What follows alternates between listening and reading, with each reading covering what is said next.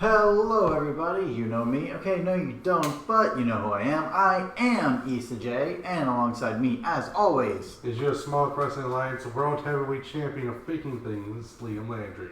Yes. And we're here for another week of shooting with the Smarky family. Episode 60. Yeah, 60. Already getting pretty far there. Yeah. And, so if you ever see us get distracted, that is because across from us is the TV, and it is playing AEW Dark that happened this past Tuesday. Why is he so weird? But anyways, yeah, so that'd be that. But we have a good show for you this week. We were not able to go last week because of certain illnesses, but we're all better, we're all ready. And yeah, it's going to be a lot of fun. Before we get started, how have you been, senor? Fine, after getting, over the sickness. Mm-hmm. Because I was down with the sickness, going. Ooh, Yeah, a lot of monkey noises all week. But, doing well now. And, everything's been pretty fine. Mm-hmm. How about yourself? Not bad. Just still very busy. Finally getting to some BoJack Horseman final episodes. And just trying to enjoy life as best I can, you know? Yeah, it's about time, I'm probably going to have to get to rewatch the last part of last season by the time you're done and make sure I remember everything. Mm-hmm. But, yeah, so it should be a lot of fun. Yeah, so yeah, we can get started with our first segment, which is news outside the WWE. Which, as it sounds, it basically covers a lot of the news that's happening that's not directly involving WWE or WWE superstars. Right. Yeah. Then that's our segment one, and let me pop this up. So far, the segment's going to come a lot with what we're watching because it's going to be involving a lot of AEW. Mm-hmm. Yeah, a lot of AEW stuff had happened this week. Let's go for our biggest news piece, and we have a brand new champion within the All Elite Wrestling family. Riho has been dethroned, and your new women's champion is, in fact, Nyla Rose, the Native Beast. Your thoughts and reactions on that? Yeah, no, I mean, it's good. Kind of looks like that's what they were kind of going with. I think we figured that maybe they started with that, but didn't. So yeah, not surprising. Mm-hmm. I am against this decision, and not for the reasons that apparently a lot of people on Twitter are, but only because I still don't think she's ready. She's still not the best in the ring, and she doesn't have that champion feel about her. I was really hoping for Chris Statlander or even Britt Baker, but they decided to turn her heel. But which makes even less sense now because a heel is champion. Mm-hmm. But yeah, in my honest opinion, I don't think she's ready for the spotlight. However, I would love to be proven wrong. When the Usos first came out and they were all their super happy baby faces, I didn't care for them because I thought they were just stale. And when they actually went heel and started doing a lot of the stuff that I was hoping they could do, they completely proved me wrong, and I was absolutely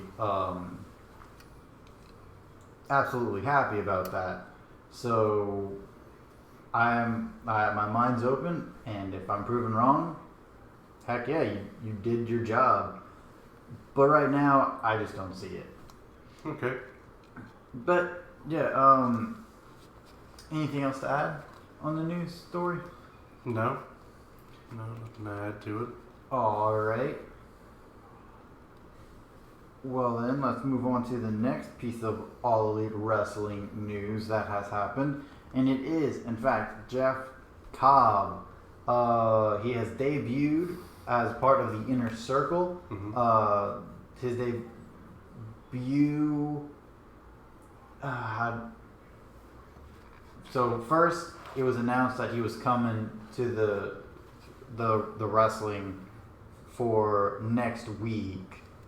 And it's like, yeah, next week it's going to be Jeff Cobb taking on John Moxley.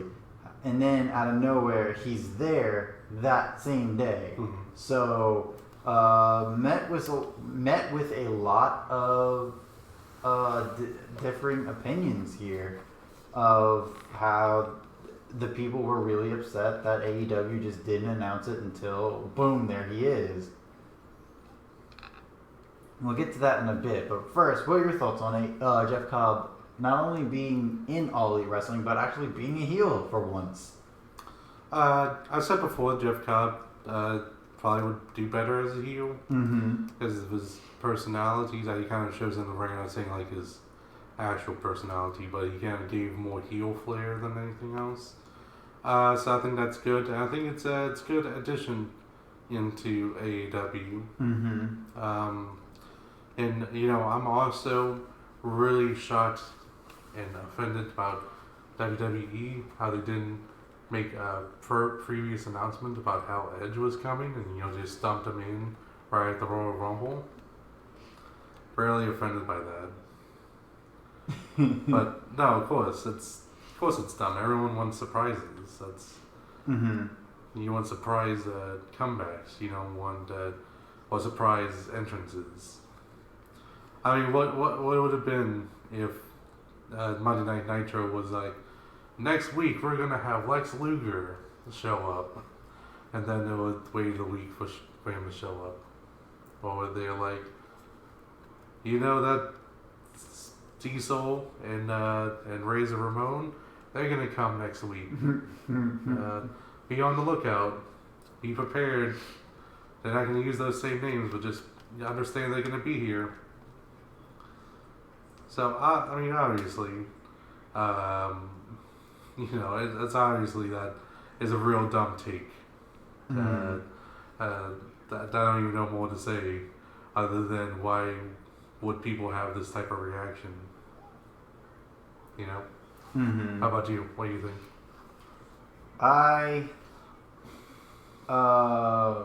Okay, so I have more to say about this in the rant section of the show, and we'll get to that. But before all that, I'm just going to say that I think it's really, really dumb that the fans were upset when when AEW has tried to do surprise debuts with these guys here, the Dark Order, and with Butcher and Blade, with Dr. Wagner, where they weren't announced at all, and boom, here they are.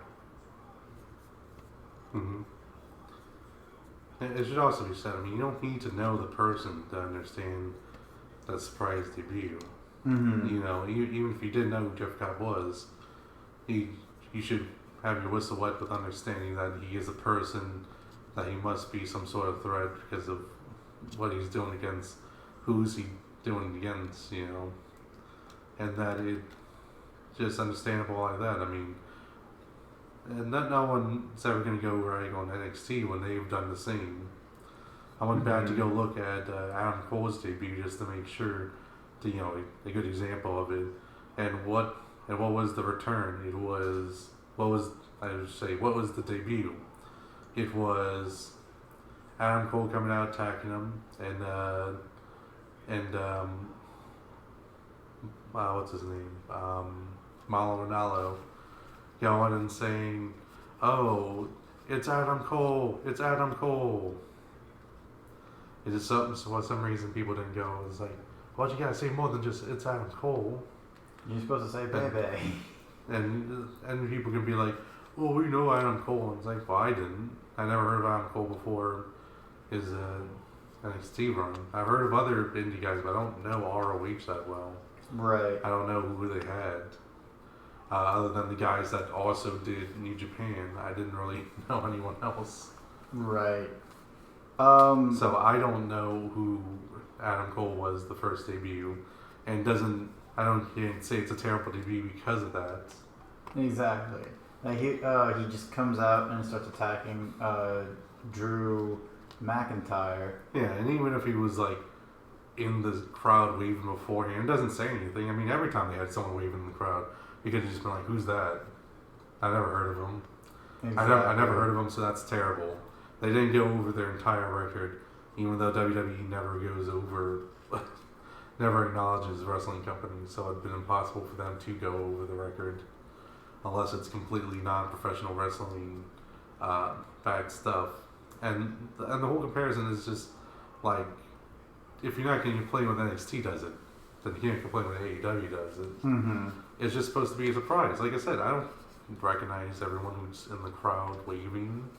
I haven't seen their matches before. I just take it with like, oh, this new guy that was the nearly always guy, and they must be really important coming to there. Let me be on the lookout for them and understand them later.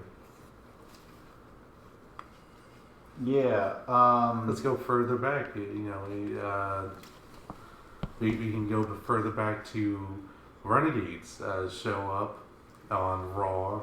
You never watched Nitro before. Do you know who the Renegades are? You probably don't. Mm-hmm. But it's a big deal. Right.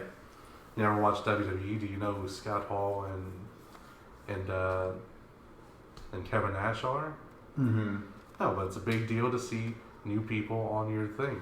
So you would rather have them not talk about Jeff Cobb in a video package and then just have him debut, or do you think that what they did was fine, the way they did it this past Wednesday? I mean, it's fine. I mean, it can go either way. I'm not saying like, hey, the packages don't work. You can do video packages. You can do this because it definitely shows a prize. It's like you introduce him, it's like, okay, here's the thing. But now now it's brand new that he's also joining as a heel, which is an interesting thing because if people do know him, then they know that he's traditionally a face. So this is a new look for him, and new idea. So so you can get your shocking surprise there that he chooses to align with them. Mm-hmm. So, but I'm saying like neither one is technically the incorrect way. I'm just saying that, they both can work. The whole point is just waiting and finding out a character. Because I do need every time you watch a movie, every character have a little bio pop up right when they're being introduced. Or can character be introduced and then slowly find out things about them and their alliances later on. But anyways, yeah, that's just my point. Mm-hmm. But yeah, so new champion. They got unnecessary backlash. Then we had the newcomer in Jeff Cobb. Mm-hmm. Goes out and instantly takes out Jon Moxley with his trip through the islands. I wonder if he's going to keep that name being a heel. Mm-hmm. As it doesn't come off as very heelish. But let's see. Depending on what type of heel he is. But yeah. Right. Any other big news stories outside WWE? One more, and this is probably the biggest one here. I see you. Anyways, it is, in fact, Teddy Hart of the Hart Dynasty, Indoor Foundation, something like that. Foundation. I think the Hart Dynasty. Dynasty, yes. Yeah, Hart Foundation is the OG. Hart Dynasty. likes to bring his cat out with him. The cat seems really drugged. Well, let's talk about those drugs. Apparently, Teddy Hart got arrested for possession with intent to sell. Now that's pretty bad. That's big. Not only does possession can get you 2 to 3 years in prison, but with intent to sell, that could get you up to 10 years in prison, and like a massive fine. I know there were. Wasn't he a champion for MLW? Isn't he still a champion for MLW right now? Yeah, it should still be a champion. Yeah, so that's pretty big for him. You know what I mean? That's not, and for the company. Relinquishing titles is always kind of suspect in my personal opinion. So this is really big. And a lot of people aren't surprised that he got arrested because apparently that's a thing that happens quite a bit for that man, unfortunately. But that still leaves a sour taste in your mouth because he has so much potential, and it's really sad. Anything else to add on this? No, I mean, I will say that I wouldn't be too worried about the concept of multiple years in prison. If, just because status and everything. Yeah. It's not like a hardened criminal type that you can look to. And you can look at many other wrestlers who've been arrested for possession, especially with possession with intent to sell. Biggest names come to mind of that would be like RVD, multiple times possession. Matt and Jeff Hardy, multiple times possessions, with hard stuff as well. It's not even just like marijuana. So I guess he joins a long lineage of wrestlers selling illegal stuff. Because we don't know what it is. Could be painkillers. Could be weed. It could even be other things like steroids and stuff. It could be a lot of things. But we'll see how it works out. It's probably not going to be a long sentence. But I guess we can see. So yeah. So I guess it's people should stay on the straight and narrow if they want to have successful careers, because that will definitely hinder things. Right. Yeah. It is a shame about it, but I think we covered this as much as we really need to. And yeah, we can just keep on moving on. Yes. All right. So especially after the tangent after the last one, just keep on moving on. Right. Yeah. So you ready to walk on to the next segment? As long as it's with Elias. Well, it is the news inside the WWE, so it is a possibility Elias will be there. You can definitely see him. That is what WWE stands for. Walk with Elias, you are correct. That's why they had to change it. They told us about the World Wildlife Fund, but this was just throwing us off. Exactly. Because they didn't want to spoil it. It was at least 15 years in the making. That's what World Wildlife Fund came and sued them, and it's like, haha, right into my plans. We knew this was going to happen.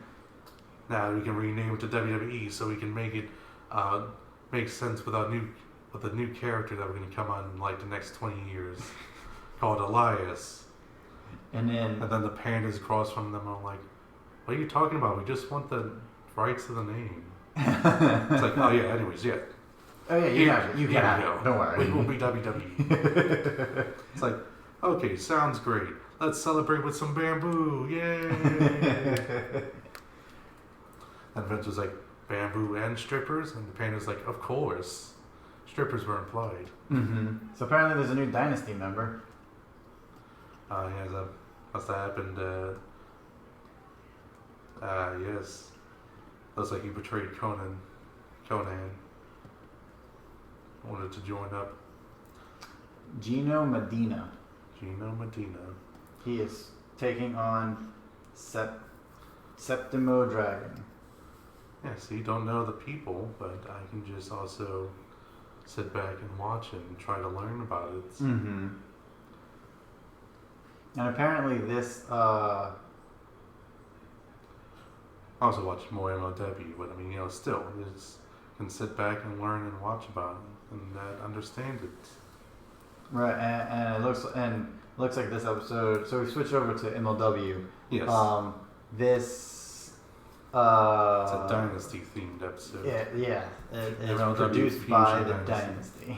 Yeah, much like they've had a production in the past where it was produced by Jimmy Havoc. So it's a kind of takeover of episodes. Mm-hmm. But anyways, yes. Yes, news inside the WWE. WWE, yes, let's And I'm going to look up the name they've given him in a second, but if people are aware of the man known as King Cuerno, he was the guy in Lucha Underground. As the Lucha Underground name. Yes. People may also know by his name, El Hijo de Phantasm. Mm-hmm. The son of the ghost, El Hijo de Phantasm, which is his name I used regularly in Mexico. Mm-hmm. But yes, it has been rumored from time to time, but it has been made official that he's going to be with WWE and making an NXT debut soon. Could possibly be a concept for the further growth of NXT Mexico. Because we heard NXT Japan, NXT Mexico. They bring in, legends like, what is Kushida? No, why I isn't know he. liking his name? Time Splitter. Why can't I remember his name? Time Splitter. Let me check. Isn't it Kushida? That might be. Anyways, he brought him in, laying the foundations of him being a foundation member of NXT Japan for Legend status. And then you bring in King Cuerno / El Hijo de la Phantasm. Yes, Kushida. And Alex Shelley. Yeah, El Hijo de la Phantasm, which would be a cornerstone member for NXT Mexico roster. Mm-hmm. I know he's been put in some prominent spots. I remember one time he lost his mask in I believe it was a 5-way match at Triple Mania, including people like Pentagon Jr.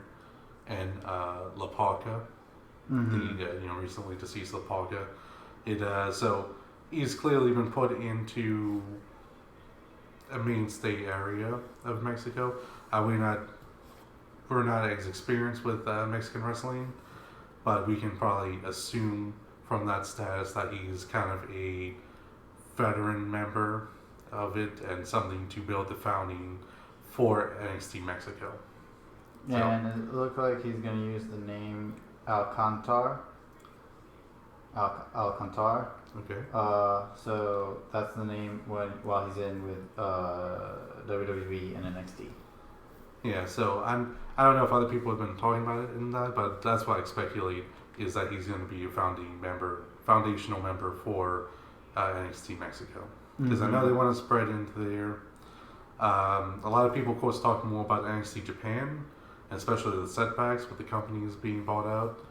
But clearly, they're going to try to do something with, in Mexico. I don't know if they can have working relationships with any particular company. At this point, probably AAA. Let's be realistic here. Right. Because they just have working relationships with everyone in America.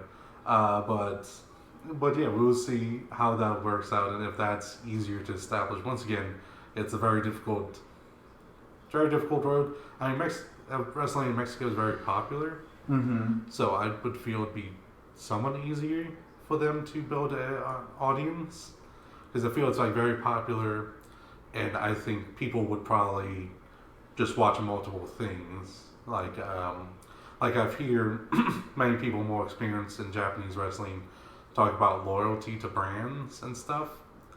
But when it comes to Mexico, there's probably more people there that are willing to watch CMLL, AAA, and other brands that they like. Mm-hmm. I don't know if they strict like I'm not gonna watch another brand, especially since AAA and CMLL both do so well.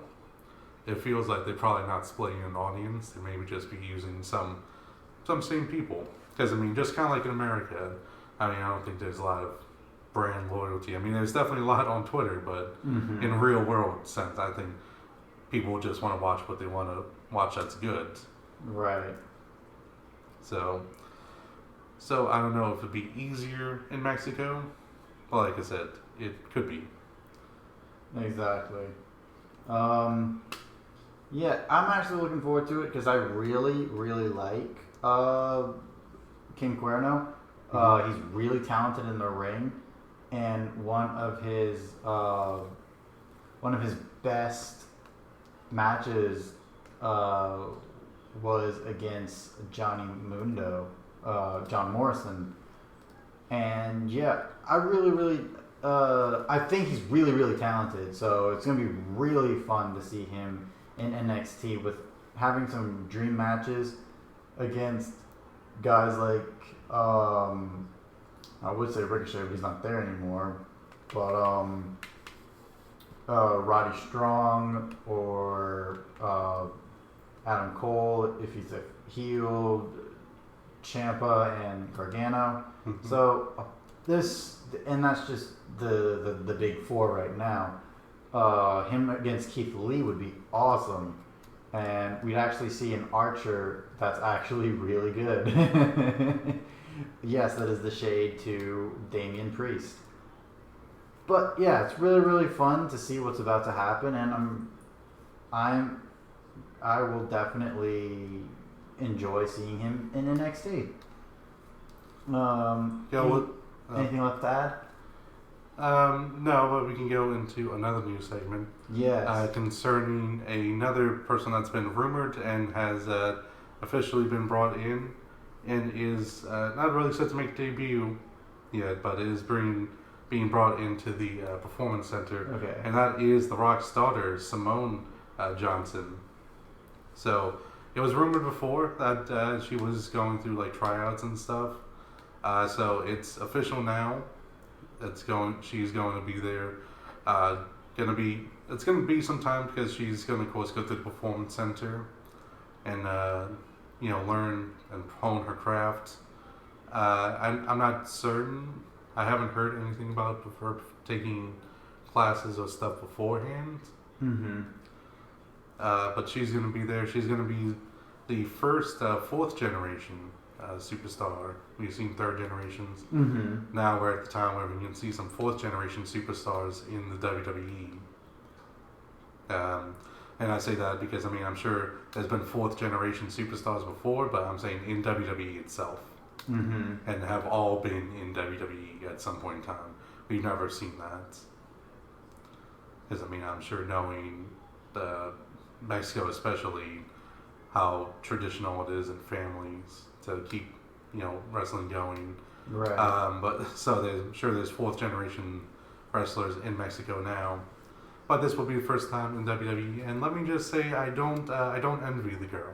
Mm-hmm. She's going to be under a lot of stress, a lot of pressure to try to live up to once in a generational type superstar like her father was. Exactly.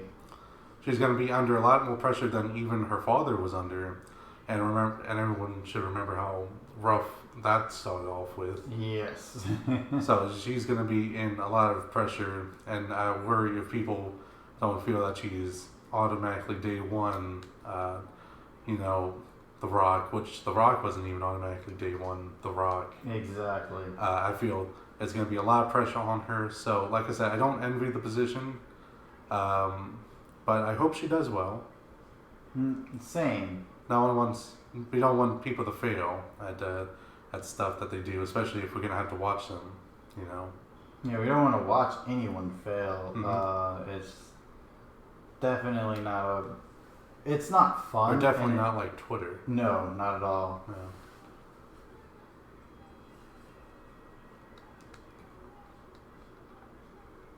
But he kicked out.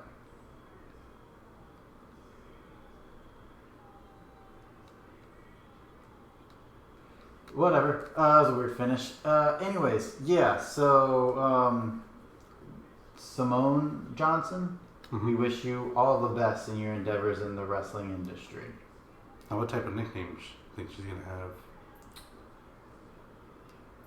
I have Be no like the idea. Pebble.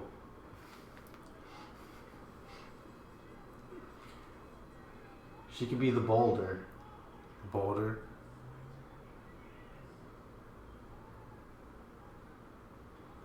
All At least right. for NXT, there may be some separation, but I figure when she gets to WWE, knowing what they did with Charlotte Flair, Mm-hmm.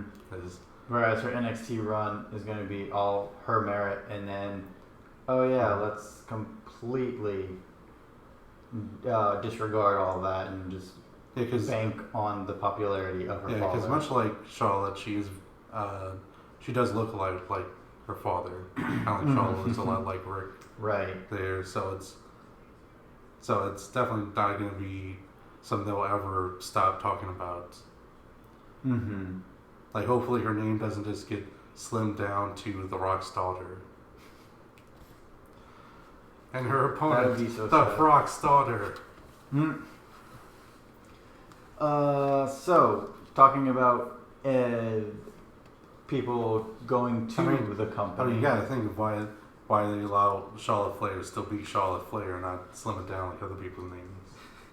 Because They Rick, won't want to slim down the Flair they want part. that name. They want that. And she doesn't want to slim recognition. down the Charlotte part. And we're not saying that she's coasting in her. We don't want that to be the idea that she's coasting on her. We're saying that WWE is coasting on Ric Flair's legacy. Mm-hmm. She's She always is said more than before, capable than making it her own. Yeah, making she's it on always her said own. before. In NXT, she said before, I don't want to be just my daughter, my father's daughter. I want to be my own thing. And they just changed that on the WWE main roster. Exactly. But yeah, so talking about two people going to the WWE, let's talk about someone leaving the WWE. Kathy Kelly is leaving the WWE now. I think she does a lot of backstage interviews and stuff like that. Yeah, it should be said that's not right now. It's as this contract expires. Yeah. Which I believe is actually going to be after Portland. I think she's doing tonight's event. Mm-hmm. And I think that's going to be her last main event. Because because she's not resigning, I don't think there's any talks. So she is still going to be at tonight's event, doing interview stuff, probably pre-show stuff. I know she does pre-show for NXT Takeover events. So anyone's a fan will still be able to catch her, on that for one last night. But then she's going to be leaving, and where do you speculate she go? If she's going. Well, in her Twitter statement, she said that she was happy for the opportunity, and that she's thinking NXT is making the best wrestling show. So she might be doing something completely different outside of wrestling, possibly backstage stuff for actual sports. Not to disregard wrestling, because obviously we are fans. We're watching it right now. This is more of live theater than an actual sporting competition. Becomes a field reporter for XFL. Yeah, That's that would be funny. That'd actually be funny. So we don't know where she's going, but she should have a good advantage going forward. Mm-hmm. Lovely person, a good personality. One of the few people who really kept their personalities in backstage interviews and wasn't just kind of turned into a robot by WWE. NXT versus main roster. And we can say whatever we want, that's the third show. It's still NXT versus main roster. Yeah, no, but she's also done other things for them, other Okay. like WWE Now news, like for their Okay. YouTube channel, like their weekly update stuff. Gotcha. She does a lot for that, and it's a lot of the things that she has done. So like I said, since she hasn't really been turned into a robot like many of the other women who are talented, I'm sure, just are not given a lot of stuff to work with. For case in point, Dasha Puentes, I think it's Puentes, now on AEW Dark as Dasha Gonzalez. She a lot of people were saying how she didn't have much of a character. She wasn't really charismatic. She was just bland. But now that she's on Dark, people have fallen in love with her, her upbeat spirit and her charm. Yeah. And she has gone on record saying that WWE told her not to be as charismatic as the wrestlers themselves. And so far, the only one that's actually doing that is Charlie Caruso. She's the only one who's actually getting her personality in her interviews, where people are actually a fan of Charlie. Yeah. It's really weird. I don't feel that's a Vince thing. Mm-hmm. I think that may be like a Kevin Dunn thing. Because, I mean, that was never a problem in the past when he had, like, Mean Gene. Right. I mean, he became a wrestling figure all of himself when he was just backstage interviewer. Mm-hmm. Became an interesting character. May he rest in peace now for his passing. Exactly. I mean, you remember that. That was a huge deal for that. And once again, it's just a backstage interviewer. So clearly Vince McMahon has understood the concept of charismatic backstage interviewers, but so I fear it's probably someone else, maybe Kevin Dunn, trying to say, like, comment on that. A lot of people don't recognize Kevin Dunn, so a lot of people don't understand it. So a lot of things Vince McMahon gets the blame for, it could probably be more Kevin Dunn. Mm-hmm. That the whole not calling wrestling thing, that was definitely something that came around when Kevin Dunn first became the head producer. So that could also be another thing to blame for, even more so than Vince McMahon. But yeah, anyways, so we wish her well. Exactly. In future endeavors, like I'm sure WWE does. Mm-hmm. Well, it's not unless big cats. they know you're really gonna go to AEW. Then right. Then it's like, we hope you fail. yeah, we hope you and the new company fails. But we don't. But we don't talk about it, and we don't recognize it, and it doesn't affect our programming. Mm-hmm.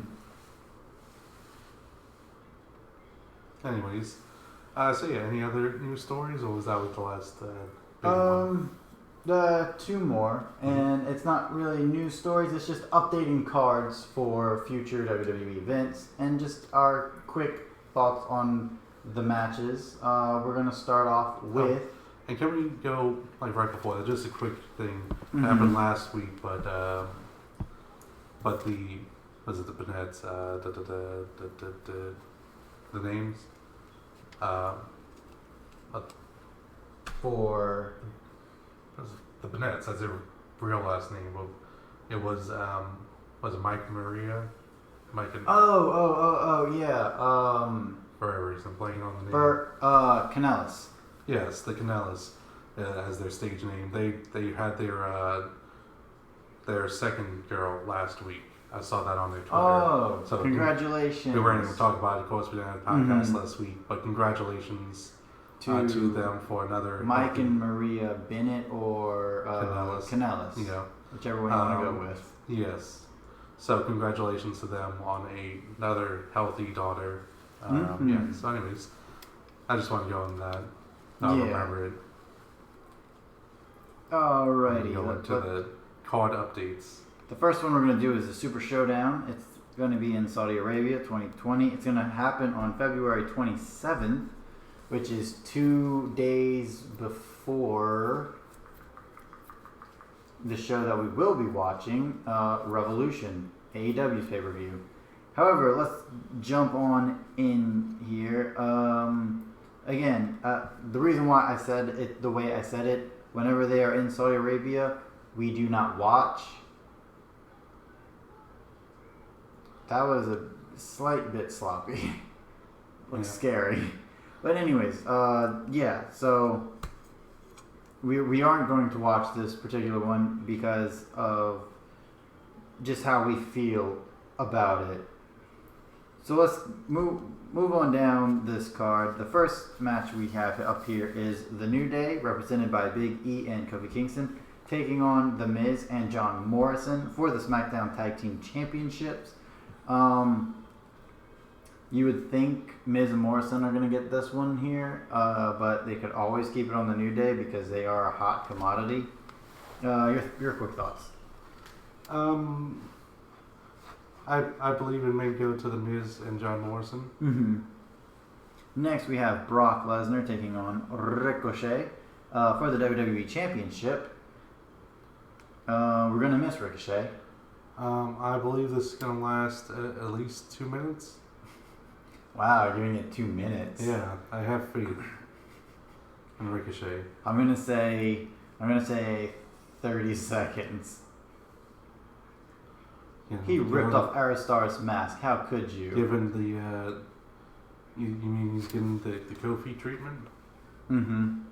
Yeah, I think he might be. But actually, honestly, you were probably right because only Kofi gets the Kofi treatment, and that hurts my heart. Ricochet was a part of Drew McIntyre getting the elimination.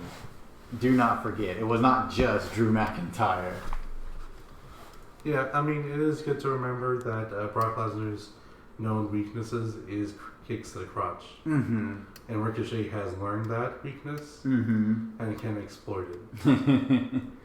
So he might get into that 2 minutes. Yeah. Yeah, next is... Unless, God forbid, someone finds out about a cup. I forgot this match was happening. It's Roman Reigns versus King Corbin in a steel cage match. Again? Are they just going to have them run down the gauntlet of matches they can potentially have? Well, you just throw out the fact that they didn't have a gauntlet match yet between the two. How do you have a gauntlet match between this? That's the only one that you couldn't have. They'll work it out. I mean, they'll figure it out. They'll find a way. That's like the end of Jurassic Park. They'll find a way. WWE always finds a way. But I mean, they've had Loser Eats Dog Food match. They've had not street fight. They had a Falls Count Anywhere match. They've had a what was that other one? It was a they had a bunch of normal matches, a bunch of tag team matches. Surprisingly, they haven't had a Kennel from Hell match. I don't think they'll ever bring that one back. Let's hope not. But I mean, if this feud keeps on going, they can finally have their Hell in a Cell match that they've been wanting. But they've had so many different kinds of matches. Oh, they've had a TLC match, which makes no sense since there was nothing to gain from it. It was just, let's have a hardcore match, but call it TLC since we're at TLC. Foolishness. But yeah, I mean, there's still so many matches. They haven't had a flag on a pole match. They haven't had. They have a flag match between two Americans. Exactly. Well, one is representing the family of Samoa. The other is representing... So they bill him? They incorrectly bill him from the Isles of Samoa? Exactly. Give him a Samoan flag to represent him? Right. Mm-hmm. It looks like it was the cops that must have taken out Teddy Hart. Yeah, see, you got batons and everything. But yeah, so let's keep on moving down. We have the Fiend version of Bray Wyatt taking on Goldberg for the Universal Championship. Ooh, you just missed that. Jimmy Fatu went.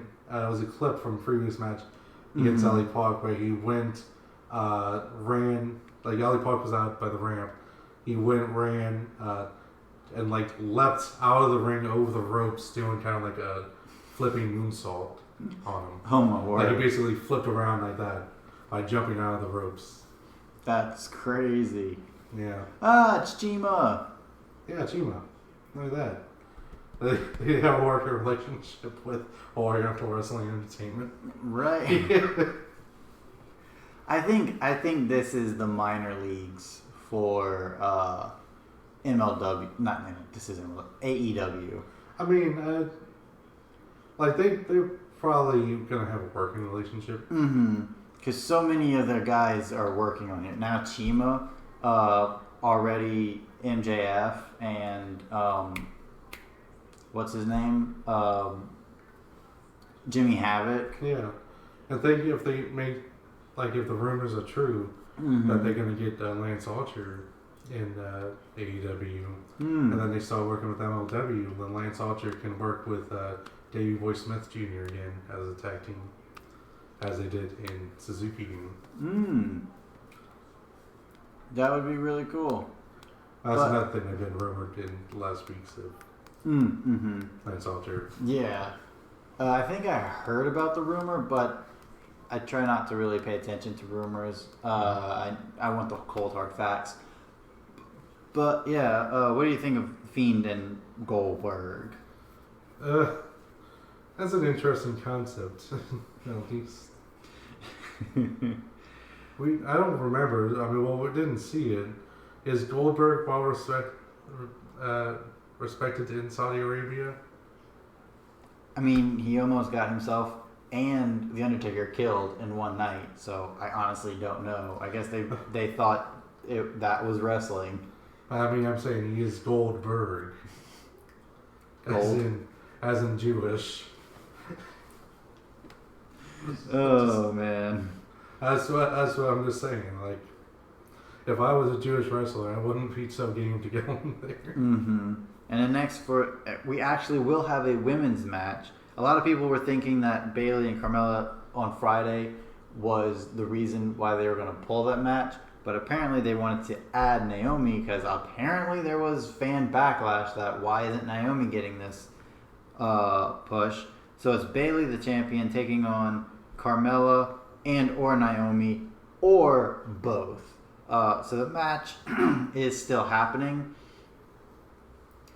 I'd much rather it be Carmella.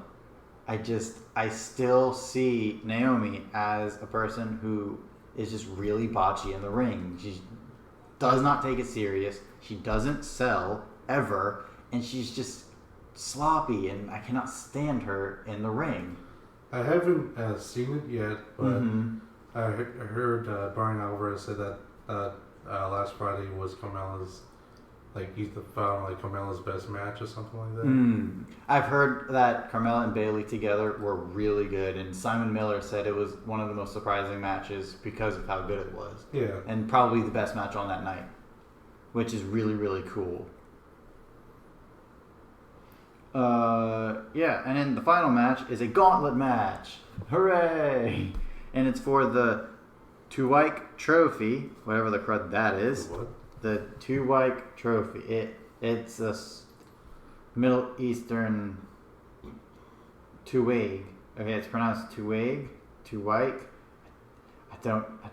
It's just a place in Saudi Arabia, I guess, or Arabia.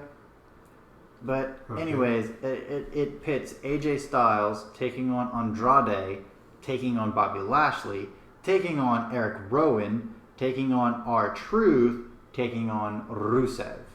So that should be cool. At least Rusev gets to do something that isn't a part of his horrible feud. And your final thoughts on that one? Man. That'd be the first good point that they aren't going to bring women out, is that we wouldn't have to see more of the feud. More of Lana being in there. And whatever other lesbians they decide to put into the oh gosh. into the battle. Right. But But anyways, yeah, not interested. I mean, we're gonna watch it anyways. None of these matches Yeah, none of these matches are gonna make me care anyways. Right. So let's go on to a show that we actually do care about. It is NXT TakeOver Portland happening tonight, which obviously we have to say, please stay tuned to our channel for tonight when we live stream our reactions and review of TakeOver Portland. And this has a pretty stacked card.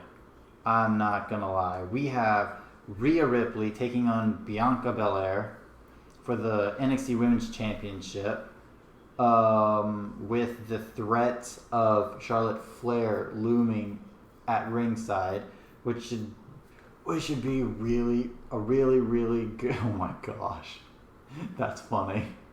Bank account, money. The other one's broke. Style hillbilly. Oh my gosh. That's pretty funny. And I think this is going to be a really good match. I really like Rhea Ripley. She brings in a certain character that isn't really seen a lot in women's wrestling. And Bianca Belair has charisma for days. I know you are a big fan of Belair. Your quick thoughts on this one? More interesting match if they didn't already have the feud going between Rhea and Charlotte.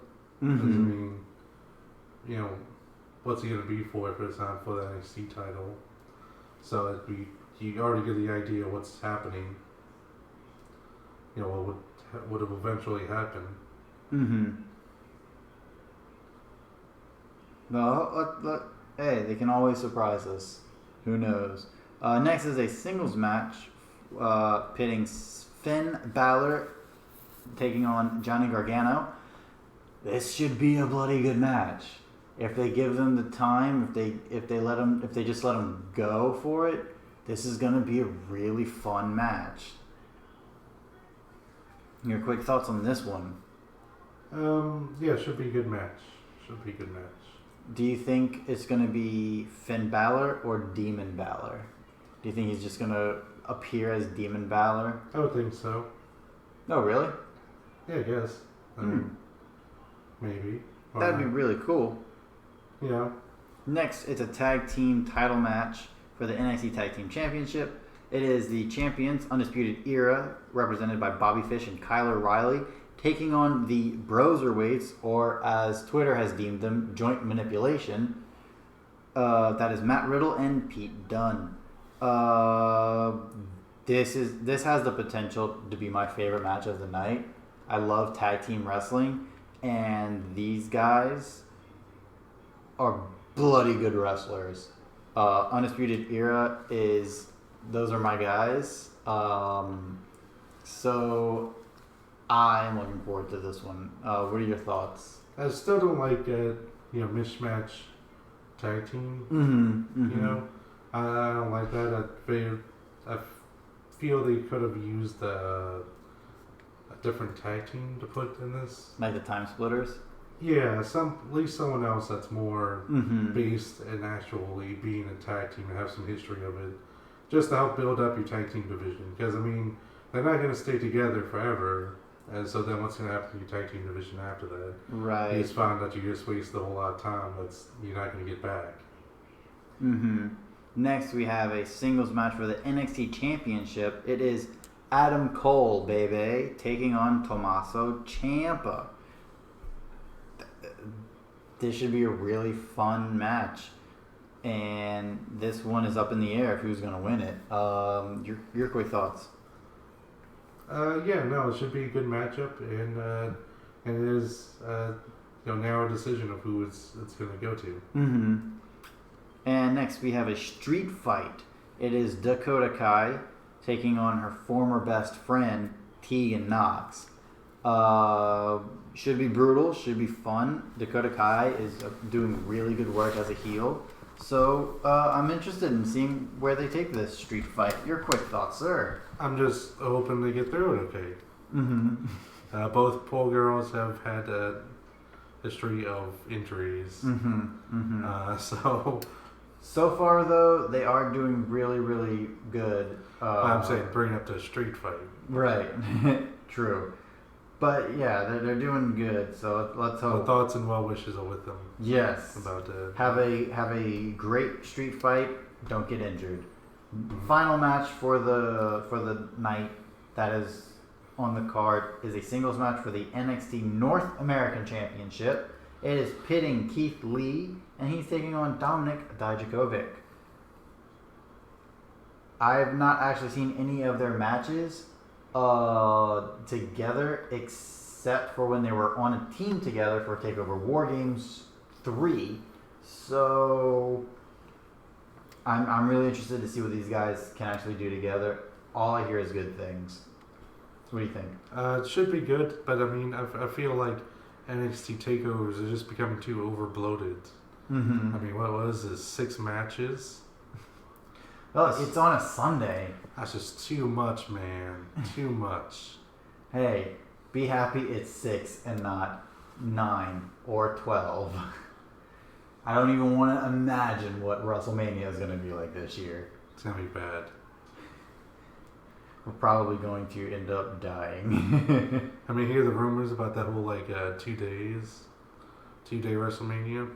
They're just gonna do that, but it's just gonna be one show.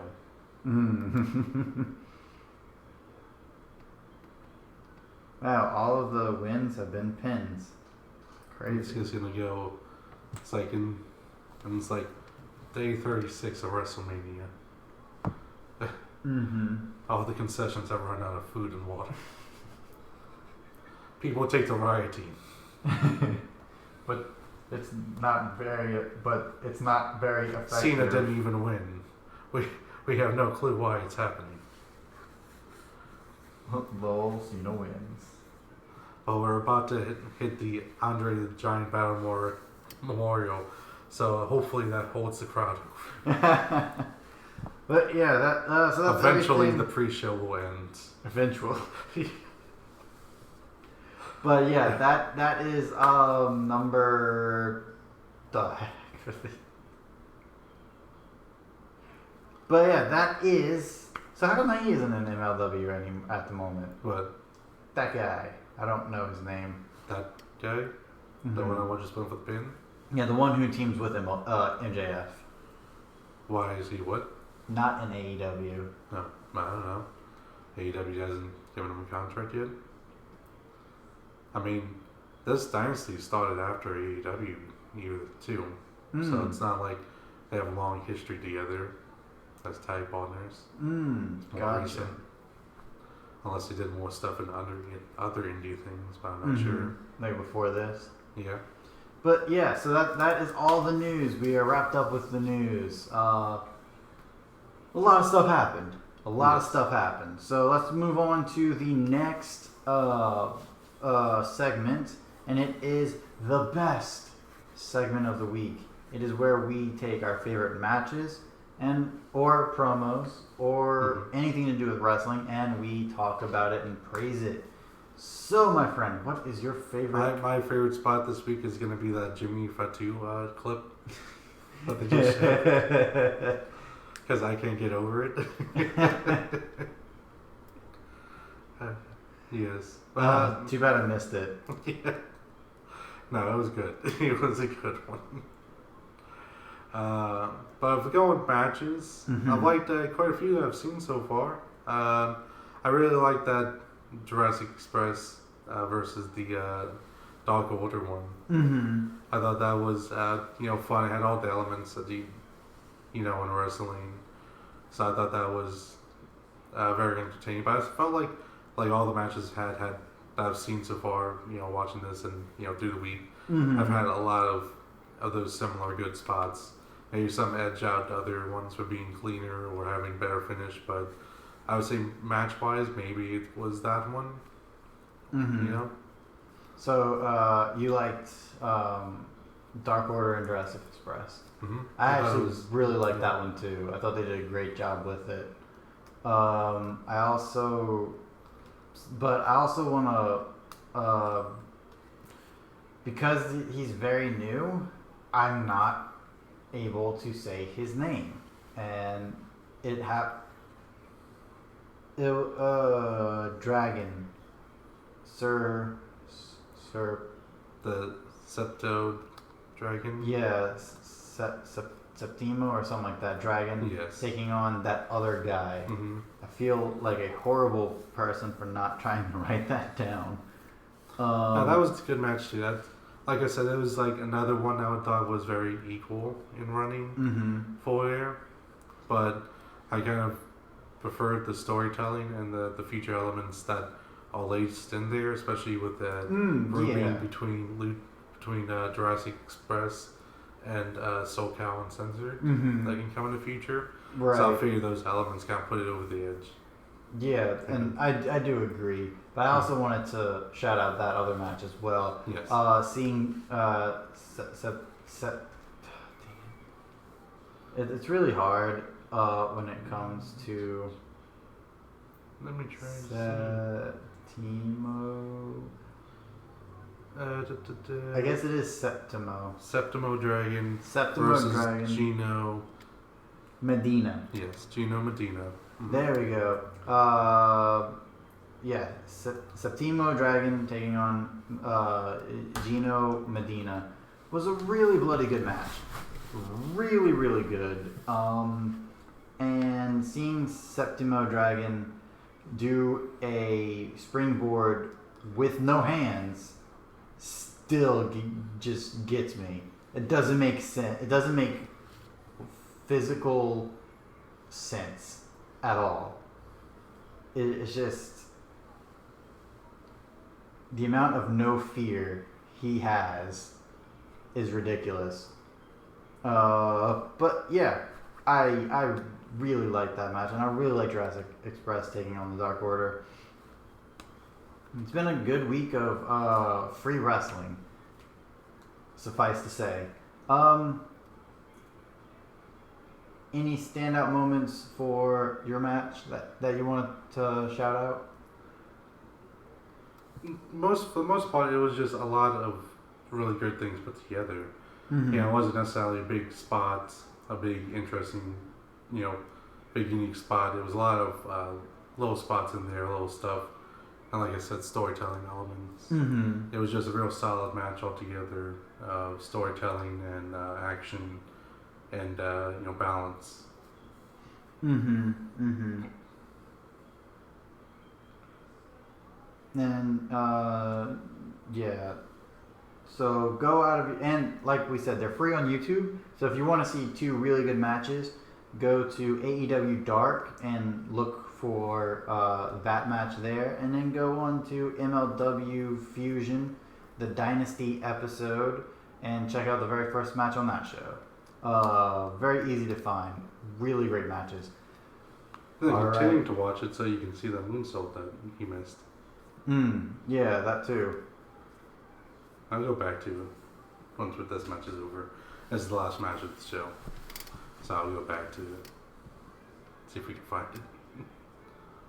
Oh, that was nice. Jumps over the ref. This is another nice match. Mm-hmm. It's a little bit slow, but that's okay. Mm-hmm. Yes, so let's move on to the next segment. And it is, are you serious? It's where we take something in the world of wrestling, and we either rant about it or we praise it even more so. We say good job. However, I am ranting. I am definitely ranting about the fans of AEW once again, but not AEW this time, but the fans. They keep saying how, oh my gosh, AEW can't do debuts. They suck at debuts. Debuts suck with these guys. Blah blah blah blah. And they bring up Dark Order, how that debut sucked, and they bring up Butcher and the Bunny, how that debut sucked, and Dr. Wagner, how that debut sucked. And when AEW decides to debut Jeff Cobb differently, even that was the wrong way to do it. And I'm like, guys, just let them do their thing. The claw. Mm-hmm. And it's like, just let them do their thing, please. Or something first popularized by their family. Mm-hmm. Ooh, claw slam. Yeah. with an assist. Oh wow, they didn't win all their matches. But let me get back to my point. It's just really frustrating because I actually thought that was a good way to do it. You tease the fans. Oh, next week is going to be his debut, but he's actually there. He's debuting this week, and the fans who don't know who Jeff Cobb is gets to actually see a little bit of what he does. And then they really get to see what he does live and in person if you're there, or live on the TV. So I think it's just a bunch of ridiculousness that you're just not letting them get a win.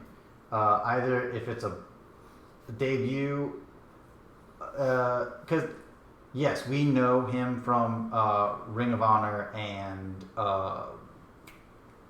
But more so New Japan Pro Wrestling. Mm. Not everybody watches New Japan Pro Wrestling, and some of the people watching AEW are not as smart fans as we are, or you guys are. Some of them are just week-to-week fans. They just see this new wrestling show, it's like, oh, I want to check this out. Oh, wow, I like it. So if they do a debut of people you don't know who they are, that's okay. Or if they want to debut someone via video package, that is also okay. Look at how Wardlow was debuted in video package forms. He had 3 video packages, and then when he finally made his debut, boom, he's on the scene, he's making waves, and that's what they wanted to do for Jeff Cobb, but accelerated. And that's okay, because Jeff Cobb may not be fully signed to New Japan Pro Wrestling or Ring of Honor right now, but they don't want to miss out on the chance of having Jeff Cobb, who's a really good wrestler. So I think the fans of AEW needs to stop being so smarky and just sitting back and just watching what they can do. That is my rant. Your turn, good sir. Yeah, I mean, you go with it. It's almost like they're just get upset that they don't recognize it. Mm-hmm. But anyways, yeah. So there you go. So you get perfect cut back to it. You saw it that time, right? I did see it that time. Yeah. Let's also go back a few more seconds so we can see it again. That was crazy. So my I mean, I intentionally went further back just so that it's not right onto there. Oh wait, that's back. Yeah, my that's bad. Back. So my comment is gonna be a praise of that segment and of and of Jacob Fatu. Yay, Jacob Fatu. You have talent for days. Yeah, you're very big and strong, but also very agile. You're very fierce. You have a lot of potential. A lot of people like you. Yay, Jacob Fatu. Let's not undermine him. Let's all recognize his skill and development. And don't take him from MLW, because that would be mean and cruel. But, that is crazy. But also, let's get him into other things as well. Mm-hmm, mm-hmm. Yeah, let him stay in MLW as champion in AEW or in AAA, which that is probably going to happen. Yeah, since he can do in AAA, so that'd be perfect things. But yes, so that's my praise is Jacob Fatu, and you know, I mean, given the whole family, and I mean, I the Fatu clan. Like, I don't want to like bash Jimmy and Jake, so because we don't know what they can do, but I guess get on his level. WWE, let him do that stuff. Right. Like, you just watch him the Usos match and they broke that out. Ooh. I mean, to be fair, people are saying that they're really good tag teams. So No, I'm sure that they could probably do it if they wanted to. Mm-hmm. I'm just saying they're not allowed to, possibly. But I mean, that'd be great stuff. Mm-hmm. Think how people crazy into go if they saw that. Right. People would love them even more. Yes. But good on you, Jacob Fatu, for just being good and talented and jumped, definitely into top 10, if not top 5 territory. Exactly. Because I already kind of liked him before, but then I saw that. Mm-hmm. Mm-hmm. I thought he was real good and real athletic before, and very powerful. But that stuff, that's crazy. That's like... That adds a whole new level to what you thought he was. That's like Will Ospreay. But in That's Will Ospreay in like what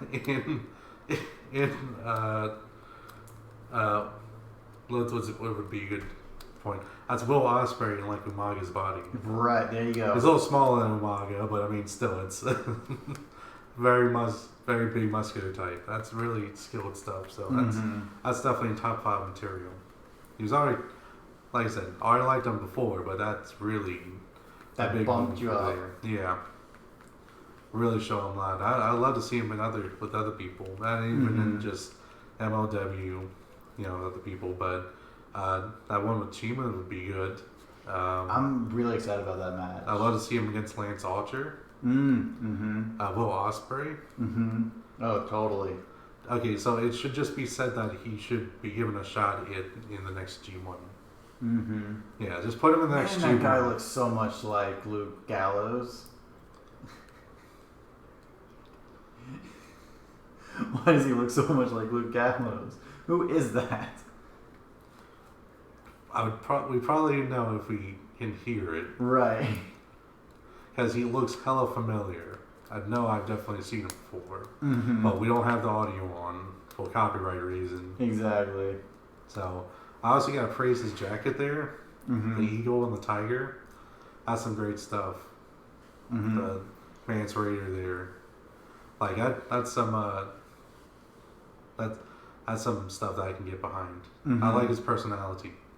Well, I know that guy is the dude who's always in a feud forever with Jimmy Havoc. I should have said Mance Warner, because that's his name. But I was also giving you the fact that I also link his great name to being with Mance Raider from Game of Thrones. That's why I went there, but it's Mance Warner. But yes, there's some LA Park Spears. Is that Sammy? That looks like Sammy Callahan. Last one I think it was. He returns soon. And again, this is LA Park, not La Parka. Who has sadly passed. Yes. So yeah. Let's move on to our next segment, and it is, in fact, Book It Yourself. It's where we take a wrestler or a concept or whatever we can think of, and we fantasy book it, basically. And it's a lot of fun. So we're gonna do that, and we're gonna book the Dynasty joining AEW, because we already have one person, a different character, yes, but he's still there and he still acts like MJF here. I mean, well, to say the same character, let's be real. Right. Okay, so he's gonna need. And the caveat is, we are gonna have to find a way to change Butcher, Blade, and Bunny from heel to face, while keeping Wardlow with MJF. Okay. Put in some interesting caveats there. Yes, because they're all associated with MJF in AEW, so it'll definitely throw fans for a loop, and it could be good for storyline. So let's start it off. How would you Well, get first thing to things do would started. be to separate MJF from Butcher, Blade, and Bunny. Mm-hmm. And just doing that by, for the most part, just abandoning them. You know, like having the segment where he basically leaves them out to dry when King comes to like fighting a new foe. Mm-hmm. I guess we have to find like the right foes for them because it has to be Cody, but Cody and a group. Right. And in there they'll basically Cody and this new group will put them in a situation where MJF will abandon them and allow them to be beat down, and they'll be really bothered by it, and will separate themselves. Maybe I don't know necessarily seeing them as faces just yet, but definitely can separate them into a different concept of heel faction, so that MJF can rub more people the wrong way, and let it leave to be just him and Wardlow. Then Cody basically sets up a scenario.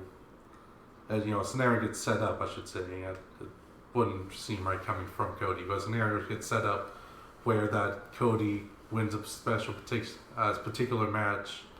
A Wardlow gets banned from ringside for a bigger match at the pay-per-view, which will encourage the need for MJF to find others, and that's when he can start bringing in the Dynasty members. Because, if it just says Wardlow gets banned, you can say Wardlow, like, it's like Wardlow, and then, you want to bring in this person? No. You want to bring in this person? No. And it's like, no member of AEW can be in MJF's corner. So, brings in, I guess Hammerstone would be the most likely one, because he's the kind of the muscle here. So he brings them in, and it's like I didn't bring in AEW member because he's not signed yet. And then you can slowly just bring in more people in. I also feel like a good way to maybe, if you did want to try to turn Butcher, Blade, and Bunny into faces, that the divide probably should come from Brandy. Because it seems like you can make the argument that Brandy's attack on Bunny led her to be the heel side, and why the Butcher and Blade are teaming against Cody Rhodes. So perhaps what you can do is just another time after an even more savage beatdown by MJF, you just have Brandy over crying, and maybe like Bunny sees this and sees the remorse, and Brandy gets Bunny one-on-one, and they talk about it, and she goes to her human path and say I'm very sorry for what I did, but my husband shouldn't suffer for it. And appeal to her emotions like that, and then maybe once again continue the suffering of Cody Rhodes. She stops, and you can have her turn Butcher and Blade that way, and then they'll start feuding because MJF then goes attacks them with Wardlow. So if you do want to, probably, yeah, if you. Depending on when you want to do those parts, you can have that there, and that'll probably be their best way to turn them face in the thing, right? Because it'd be like taking away the thing that turned her heel, the humanity. But you also have to think of who's going to be on Team Cody. I feel you probably get the Young Bucks in there, probably. If not the Young Bucks. Because depending on what they want to do with them going further into the pay-per-view, I mean that's always the question, but you definitely need someone who's probably established tag team, and then just some other guys. DDP, it's course be in there. Album, maybe you give DDP ability to hit the diamond cutter on Wardlow one time. as kind of the show of strength, to show that Cody's building his own faction. Mm-hmm. Like I said, get their desperation, then they'll just be, and then once Bunny and Blade, Butcher, Bunny and Blade are all separated from him as well. Just him, Hammerstone, and Wardlow. It'll lay a need for him to bring in the other members of Dynasty from here. Mm-hmm. But you first need to separate everyone but Wardlow, because I feel Wardlow can still stay in there. But everyone else, the Butcher, Blade, Bunny, and then also build a faction with Cody. And then once you do that, then you have the means to bring in other people, especially with, like I said, the stipulation saying no members of AEW can be in his corner. That's the big part of justifying why he has to go out. He can't be just Wardlow and him. Mm-hmm. So yeah. So who do you think some members that can be part of Team Cody?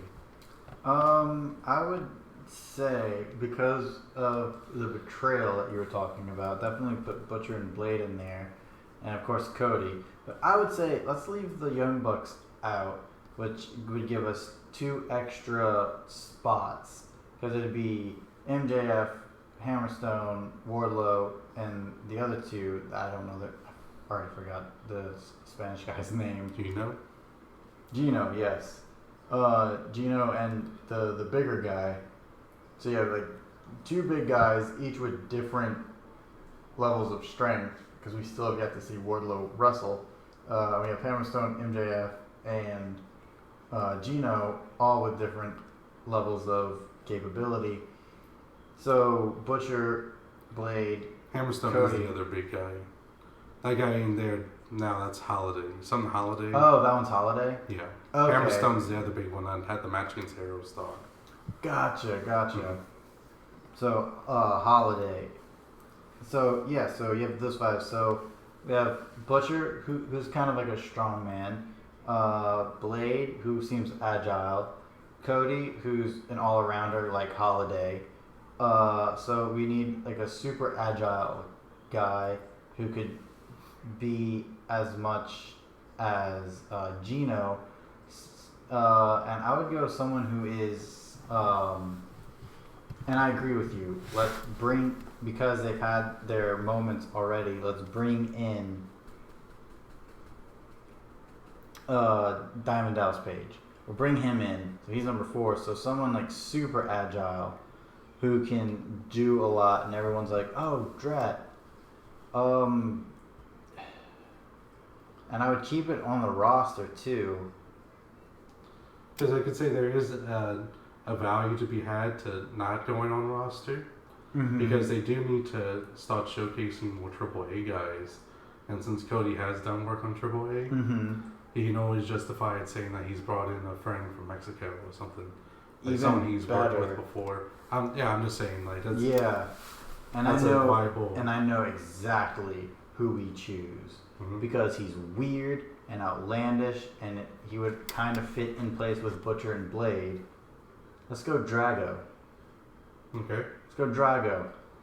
He would be, if not Drago, then Roosh, because I know he's in Triple A now. One of those 2. He's in Triple H now. Shush. He's in Hunter sounds like. Because I think that would be really cool. Have either Drago or Roosh a part of.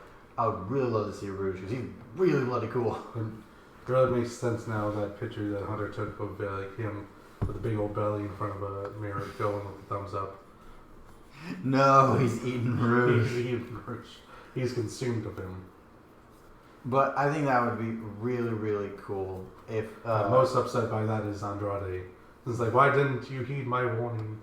I warned you. You remember that storyline when it was I actually? did. Yeah, you did. That storyline, the actual story. Yeah. Him telling Roosh and Dragon Lee and some other guys. Ryu Lee, do not come to AEW. You will hate it here. Okay. No, not go to. Yeah. Don't go to NXT or WWE. Just WWE. I said AEW, didn't I? Yeah. My bad. I apologize. Go to AEW. But yeah, so we'll definitely do it that way, and I would say have it be like an elimination kind of deal, so that way you can eliminate DDP early on after he gets his diamond cutter and stuff, and that way you can have Roosh eliminate someone, probably the guy from Mexico, and Gino, and ultimately get the win. Have the dynasty end up getting the win with probably Wardlow and Wardlow and probably Wardlow, MJF, by MJF not doing anything really, and Hammerstone doing all their stuff. The only two eliminations would be Holiday and Gino. I think that would be really, really smart. Do you think the same way? Yeah, I feel like it can work. Mm-hmm. Just so that way they all get certain moments to shine. Richard Holiday. Richard Holiday. Okay. Who are the two ladies in the front row? I don't know. I know they gave them flowers. I don't know what their connection is. Same.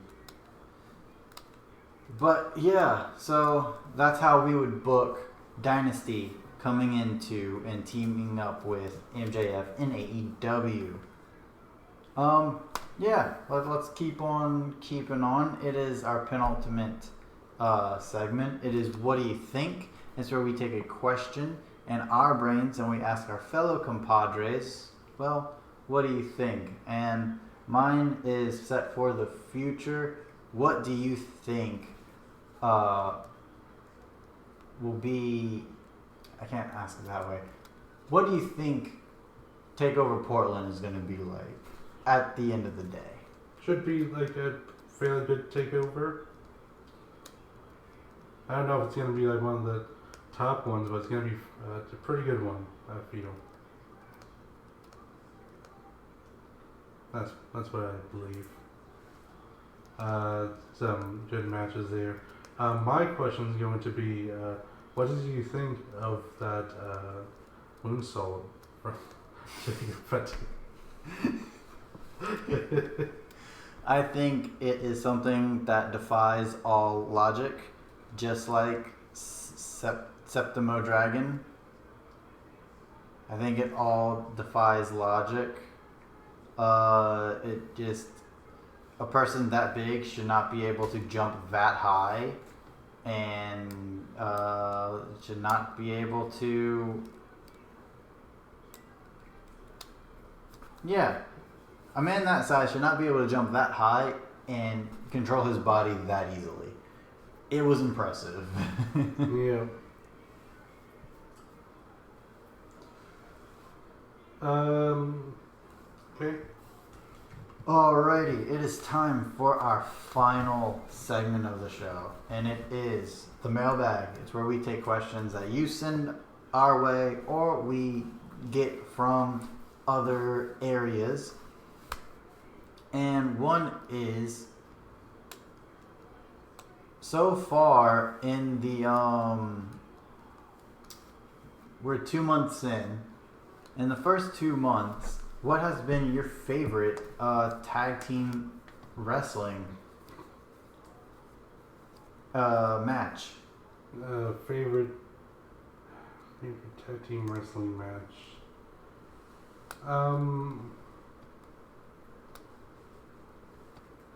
I don't know. That's a legitimately hard question. Mm-hmm. I have to try to just think of all the tag team wrestling matches we've seen. Saw even some good ones this week, you know. Mm-hmm. Like the one we talked about. Right. Man, I'm really just trying to think, you know. I think one of mine was definitely LIJ taking on they're not called the Birds of Prey, but basically them. It was Takahashi and Bushi taking on Will Ospreay and what is his name? Robbie Eagles. Robbie Eagles. I thought that tag match was really good. Okay, because I was wondering, like, when did LIJ go out and fight Huntress? Oh my god. Huntress, Black Canary, Harley Quinn. Who's the other one? Was the female question? Black girl supposed to be there? Not in this one. Okay. Not in the movie. I'm saying. Bad Girl's getting her own movie. I think it's the female question. Is the other? Okay. It's the other actual Birds of Prey.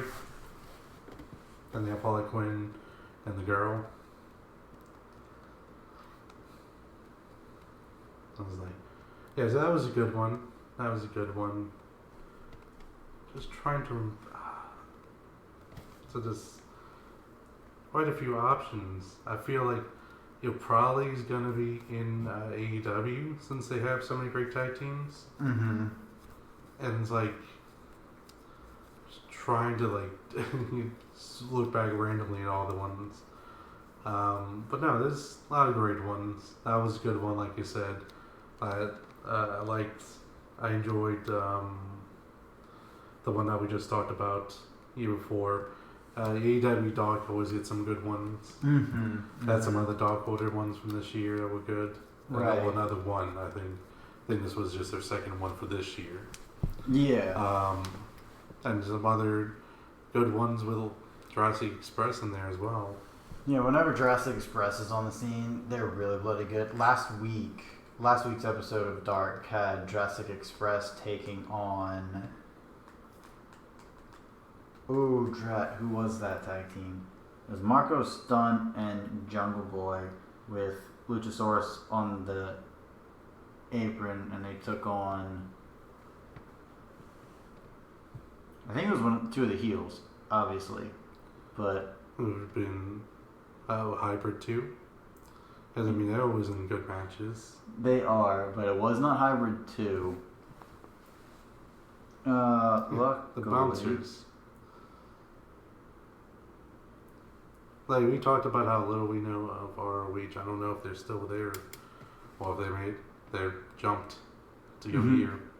Well, I know NWA. Did I do that right?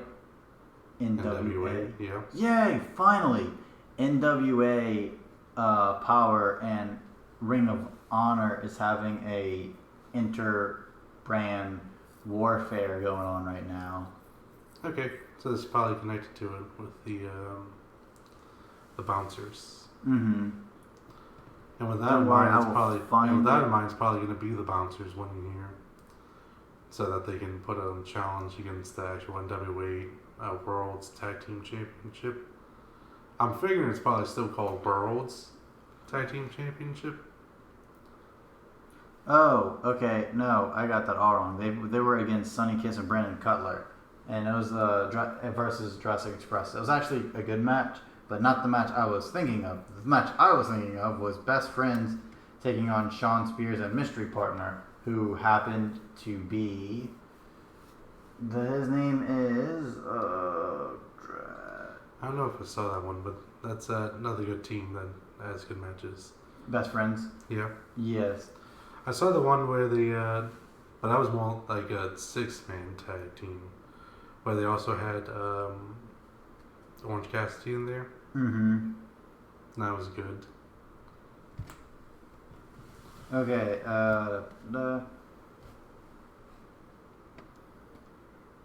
what is his name?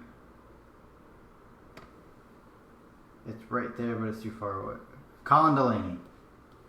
Yeah, so it was Shawn Spears and Colin Delaney teaming up against the Best Friends. And it was a really good and fun match. You had fun little comedy spots where Tully Blanchard actually put his hands in his pockets, just like Orange Cassidy does. There's a part where Colin Delaney's really bloody good. It was just a really, really good match. And at the very end, more for Will Ospreay to be jealous about, because this ends up happening.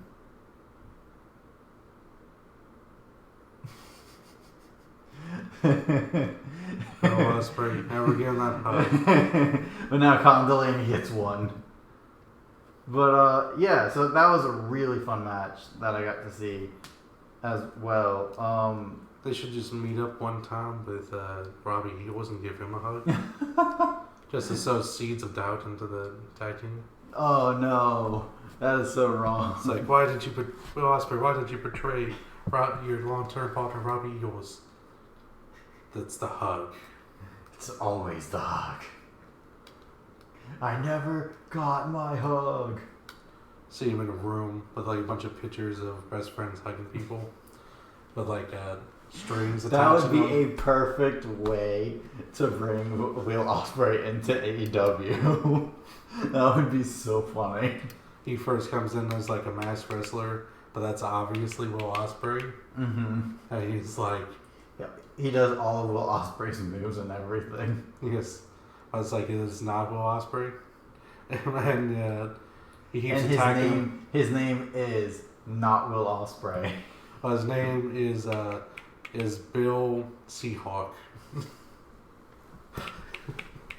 For those who don't know, ospreys are is a much like a seahawk. It's a bird of prey noted by water and does fishing. So that's a couple concepts. So Billy Seahawk. Billy Seahawk. And he keeps attacking the best friends, and he's like, it's like, what are your demands? And it's like, if I win, I get a hug. And it's like, Will, we're not getting you a hug. I'm not Will. I'm Billy. I'm Billy. I totally am different than Will Ospreay. What about your English accent? I'm not English. My passport says I'm live in Japan. And it's like, okay, and if we win, you get your girlfriend a shark. No, Wait, now she wants a shark? Oh yeah, shark for B. That's been a thing for a while. Because I know there was pug for B. But then she got the pug. She got greedy and went for the shark. That is ridiculous. And his response was, B, we live in a small apartment. We can't have a shark. Oh, that's funny. And then, it would also be really funny is they bring in, instead of an actual shark, Shark Boy. Yeah. What? I don't think his name is Shark. Is it Shark Boy? I know in the movie it's Shark Boy and Lava Girl, but I know there's a wrestler that has a shark. Yeah, Shark Boy. So it's Shark Boy as well. Okay. He actually sued and won against the movie. That the people who made the That's funny. He actually made money off of it because his Shark Boy gimmick predates the movie. That is funny. So good on him for that. Yeah, they bring in Shark Boy, and then the reason why they won't bring us into is after that they find out that Shark Boy is actually long lost brother of Jungle Boy. Go full Riverdale on things here. Mm-hmm. Oh my word. Did I tell you about that? How they have like his Jungle Boy's actual father, who sadly passed away and was on the show. Mm-hmm. Then they introduced a new character that was supposed to be the long lost brother of that character, who's Archie's father. So it's like, Archie, I'm your long lost uncle.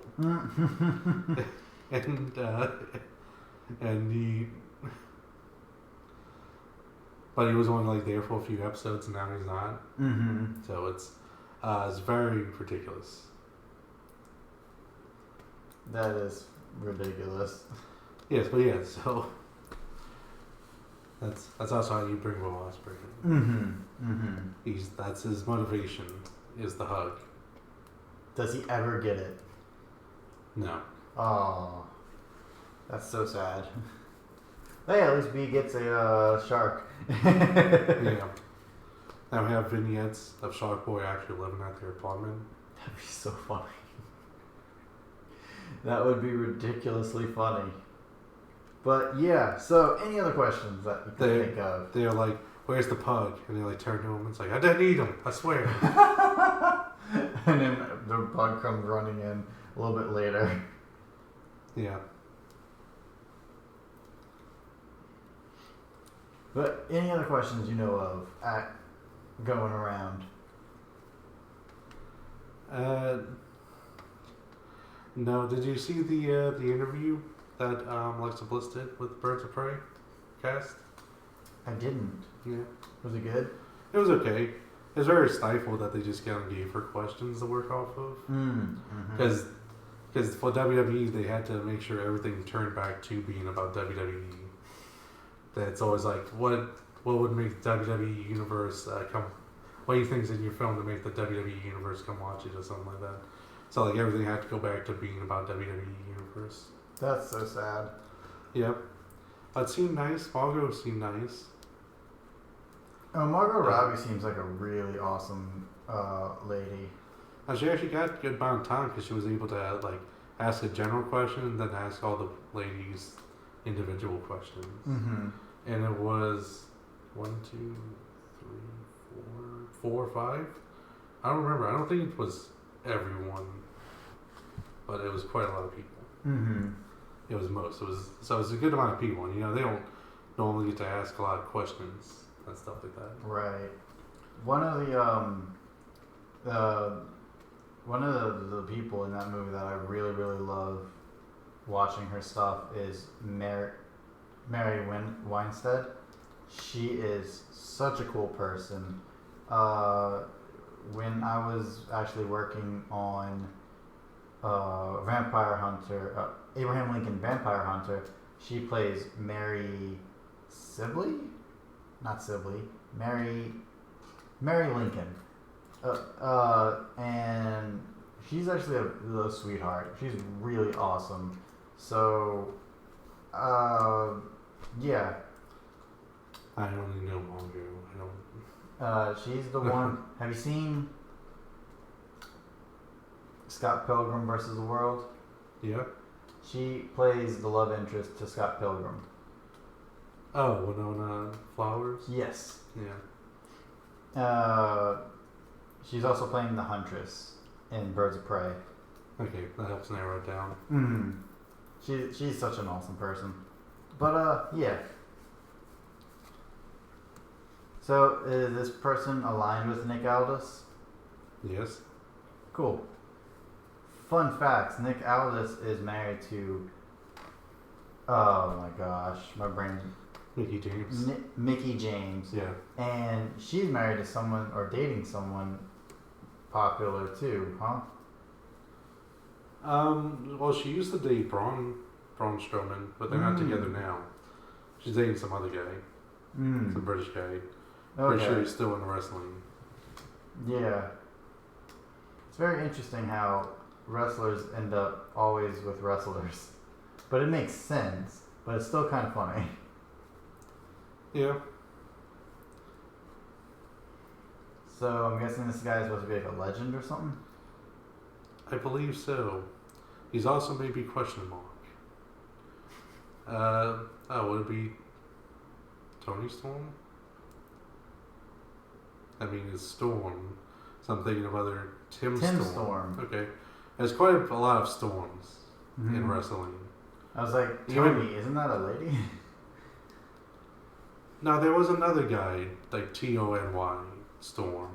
Oh, okay. Like, I'm fairly sure, like, one of the oldest school wrestler guys, like the 80s. Interesting. That I'm fairly certain. But like I said, there's a lot of Storms. Even here, I think there's also Lance Storm in NWA. A lot of Storms. They should build their own faction. Yeah, called the natural disasters. That's probably already what was one, wasn't it? Yeah, I think it was earthquake and typhoon. Typhoon. Avalanche was someone else, right? Yeah, most thought they were all someone else. Mm-hmm. They've all had a few guys. Was Avalanche? No. One of those guys was Shockmaster. I forget which one. Mm-hmm. One of those big guys, Earthquake, Typhoon, Avalanche, one of them. Here's a fun question. Do you ever think that there'll be such a botch debut as the Shockmaster? No. Not from anything professional. Like, that screamed unprofessional throughout. None of it was good. Even if you didn't fall, it would still been bad. It still was clearly a glittered stormtrooper helmet. Yeah, I'm surprised they didn't get sued because of that. Lucasfilms just clearly wanted to pretend like that never happened, so they wouldn't disparage their Don't disparage our name of Star Wars. Like, you remember that one stormtrooper that hit his head on the thing? This is worse for stormtroopers. Even the fact that it was covered in glitter was just, like I said, like, nothing happened. Like, he comes out, the thing covered in glitter, stormtrooper helmet covered in glitter, jeans, some cheap looking cape. It's like, none of it looked good. Mm-hmm. It looked like bad indie wrestling that took no effort and money. I mean, I guess granted the trooper helmet may have been pricey. I don't know how. I never bought one. Mm-hmm. I figure you probably have not looked into that either. The price of a stormtrooper helmet. I have not. Seeing how much a lightsaber is, I'd say they're probably expensive. Mm-hmm. Especially if you have to customize it to fit your face. They probably don't do that. Probably why it fell off so easily. Oh, definitely. It looked like something you got at Toys R Us or something. I would imagine, like say Sting didn't know about this and like it went through, and even if he did like go through a quick fine and stuff, Sting would have just had like that same expression that he later had when he fought Jeff Hardy. When Jeff Hardy was, you ever seen that one? Yes. Wasted Jeff Hardy versus him, where he was just super upset and just like walking away, and someone in the crowd's like, well, I don't remember, it was like, this is awful, this is shit, or something like, and he goes to him and it's like, yes it is, yes it is. Like, I figured that would have been Sting's reaction if he didn't know this was happening. It's like, he's just so dejected from it all.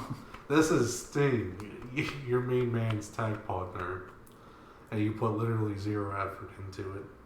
It's an embarrassment. Mm-hmm. Like, that's what I'm saying. It's like no other debut could ever go that bad because no one would ever put that little effort into it. I don't see any company, NWA, MLW, I don't see any indie company that would be seen enough to actually like make a difference.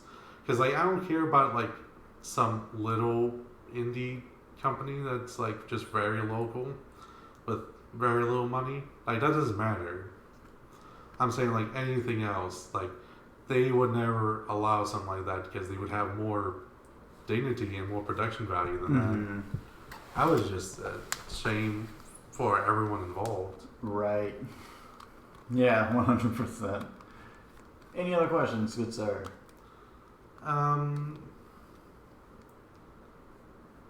No, not that I can think of. Alright. Neither can I. So, thank you guys so much for watching.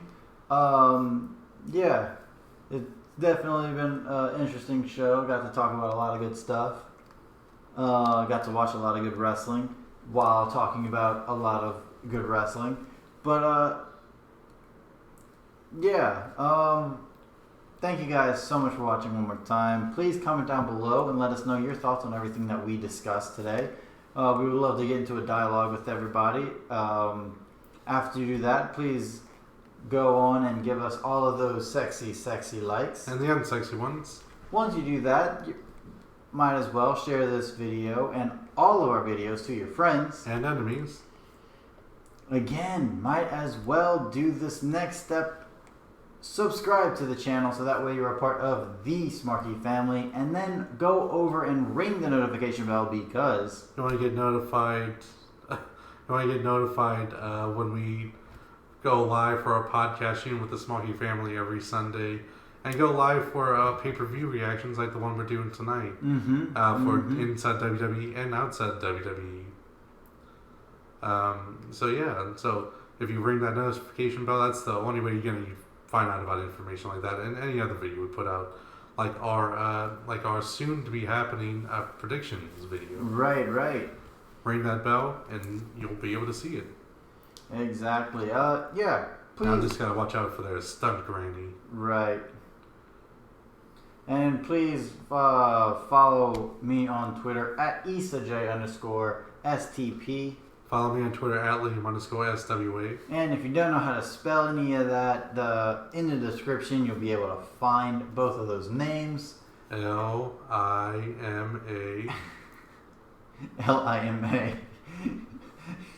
Lima. Liam. That's how you spell it. it. M-A instead of A-M. Oh, okay. Oh, that's funny. Now they're going to be searching for Lima _.